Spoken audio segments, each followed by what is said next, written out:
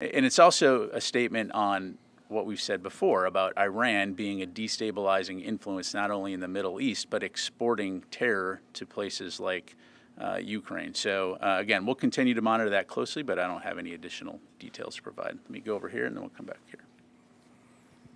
Thank you, General. The Ukrainian president said just the other day that there's not going to be any dialogue with Mr. Putin and he can't be trusted, while the Russian president says that they have to accept the new realities on the ground. And the United States rhetoric is that Mr. Putin could end this war if he wanted to in a heartbeat. There seems to be a deadlock here, right?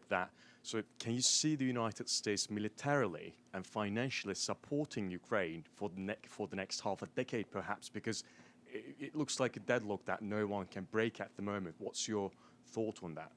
Yeah, so I'm not going to try to predict the future. I'm going to focus on the facts that we have in front of us. And the facts are that Russia invaded its peaceful, democratic, sovereign neighbor, and that it tried to eliminate Ukraine as a country. And Ukraine is defending itself. And we're going to help Ukraine defend itself alongside the international community.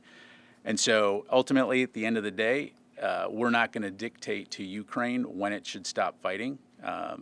We wouldn't want someone to tell us that, and we're not going to tell them when to stop fighting. We're going to focus on supporting them and putting them in the best position possible so that when they determine it's time to negotiate or when it's time to stop fighting, they'll have the strongest possible hand available. And so we'll just leave it at that. Just a tiny follow-up on that. So it's not a figure of speech, I think, when the United States administration says for as long as it takes. It's literally for as long as it takes. The war goes on, right? Yeah, so I guess, the question here is what happens next if Russia is allowed to succeed, right? It's not going to stop at Ukraine, and it's going to further embolden other authoritarian regimes in terms of what they can accomplish simply by using force to eliminate countries around them. And so I think what we would see is an increase in the cost of trying to defend democracy. I think what we would see is an increase in needless suffering and innocent lives lost, and the extinguishing of freedom and democracy in countries that are unable to defend themselves.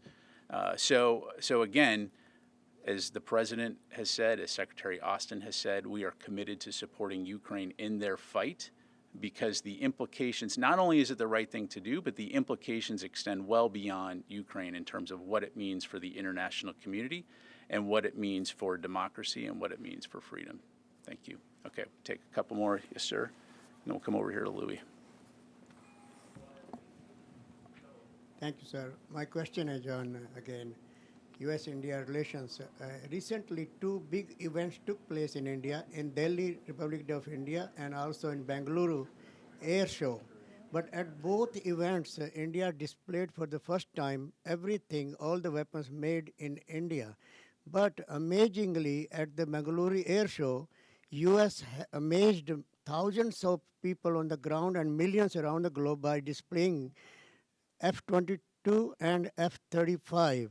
My question is that all these made in India weapons, how much this department played a role making in India, made in India weapons? And second, recently a big Boeing and also India orders big over 200 planes, civilians, of course. But is there any in the display, military to military, any weapons coming to India from the U.S.? So appreciate the question. I'm gonna have to get back to you on that. I'm not tracking that specifically. As you know, the U.S. and India enjoy a good partnership. We look forward to continuing to develop and foster our relationship with the Indian military, but I'll have to come back to you on that. Just quickly, Secretary Blinken will be in India. Is Secretary Austin going anytime soon, or if Indian Defense Minister will be in Washington? Thanks, sir. Thank you. I don't have any travel right now to announce, but we'll certainly keep you updated if that's the case. All right, I've got time for a couple more. Go to Louis. Thank you. In your response to Lita's question, when she asked about the lethal aid possibility from China, you said that we haven't seen any lethal aid go from China to Russia, but you also said you'll notice that they've not taken it off the table.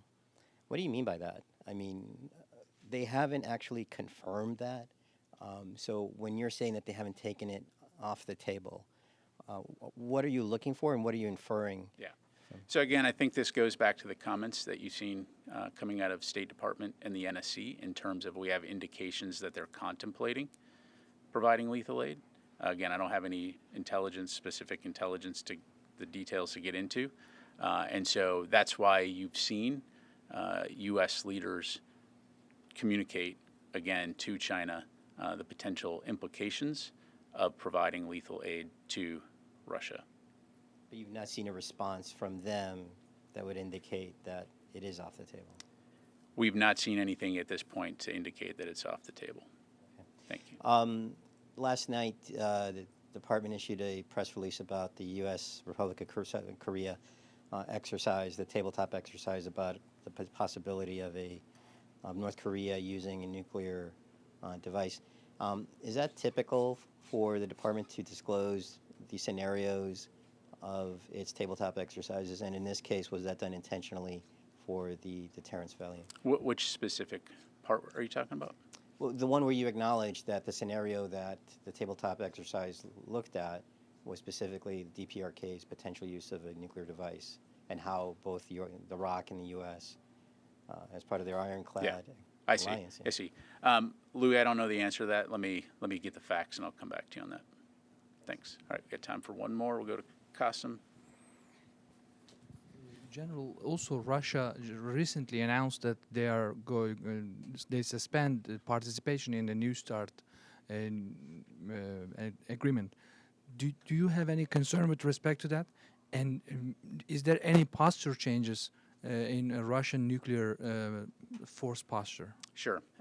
So we think that it's unfortunate that they've decided to suspend their participation in the New START treaty.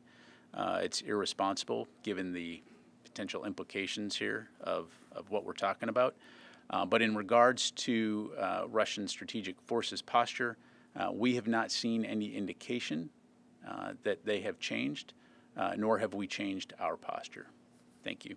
Thank you very much. Before we go, just one last thing. I do want to welcome the Air Force Public Affairs PAX-Q students in the back of the room. I see them standing back there, future public affairs officer, visiting from the Defense Information School. Thanks for being here, guys. I'm going to turn the podium over to you here in a moment, and you get to brief. No, just kidding. All right. Thank you very much, everybody.